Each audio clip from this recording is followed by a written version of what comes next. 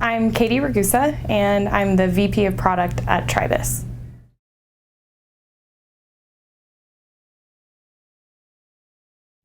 TRIBUS is passionate about RESO because we've seen it firsthand. We've gone through the process using the data dictionary and RESO standards and without before. And so we can kind of compare those experiences, and it's not just some idea that they're hoping that people adopt. Many MLSs have adopted it, so it's made it a very common standard. So with so many people on board, it makes it so much better for the vendor that we can get a client up and running, like a broker website who's maybe connected into 10 MLSs in days rather than months. So that's just proven. We save employee costs, we save client frustration, employee frustration, just about anything, you name it.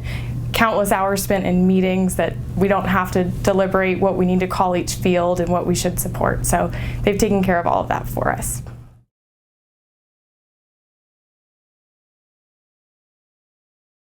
So when we use RESO in their data dictionary or their web API, they've taken the time to make a list and really thorough documentation on everything that they should support and everything that's common. It takes all of the guesswork out of a lot of the unique fields that we may get from certain MLSs otherwise, those that we just may never have had experience with before, but also fields that may be called something like L135 that nobody would know what that means. RESO's taken the time to take the guesswork out, and instead of having to map basically our best guesses of data and then figure out by trial and error of just looking at data, calling RETS IT departments, asking them questions, or worst case having to send it to the client to review for the broker to tell us what's wrong.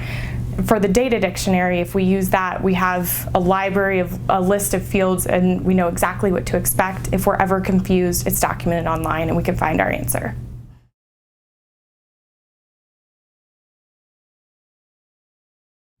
When you look at the process of how RETS mapping works before using the data dictionary compared to how it looks after you're on the data dictionary, that just proves why everybody should adopt it right away. We really took an in-depth look and actually listed each step that our employees would have to go through to launch a new broker. The first step was get credentials from the MLS. So we consolidated that into one step, but it's actually lots of little tasks. So we've got to contact the MLS, send paperwork, if we can find the paperwork, and hopefully get approved and get those credentials. So then we get to move on to actually mapping in the data.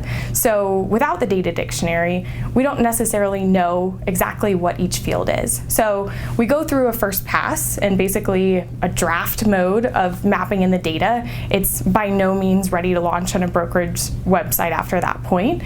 And then we have to import a sample set of data, check it, see where our errors are, see what we've missed, read more documentation, hopefully if the MLS has it, call them, lots of little things in between, remap the data based on what our results said and what errors there were, and import the full set of data. So it's still not ready to launch though, even after all of those steps. Then we have to deliver it to the client, and the broker gets to go through and pick out any fields that we may have missed. So there's always gaps along the way, and there's lots of repetitive steps that could be avoided, which is what the data dictionary solves. Once the client reports their feedback on those fields, we have to remap again, and then we finally get to submit it to the MLS to see if it meets their display requirements on the website. We go through this whole process, and a lot of those steps we just circle back and forth, and we finally get to launch the client weeks later. So with the data dictionary, the steps are completely different. We go from step one, where we get the credentials. We still need to be approved and get those, obviously, but then we get to go straight to importing the full data and confidently deliver it to the client, knowing that we didn't miss anything.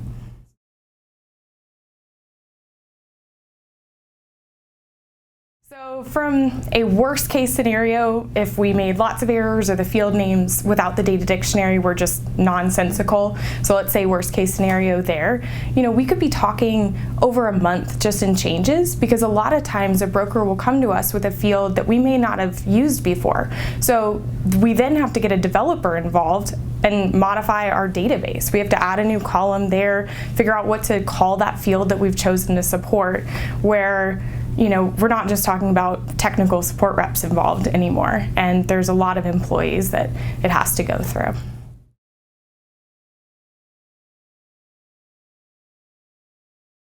So when you have the dictionary, you could have your lowest level employee basically get the data. As soon as you get those RETS credentials and you're approved for an MLS, you can plug those credentials in, tell it to map all the fields based on the data dictionary, and it's just like a select box. Anybody can do that. It takes a couple minutes to map the data, and then you just wait for it to process and import everything. That's downtime and not bothersome at all.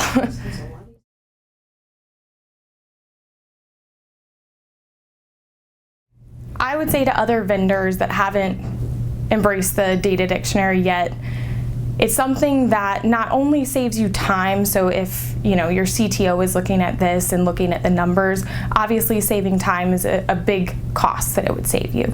It also helps your employee happiness though.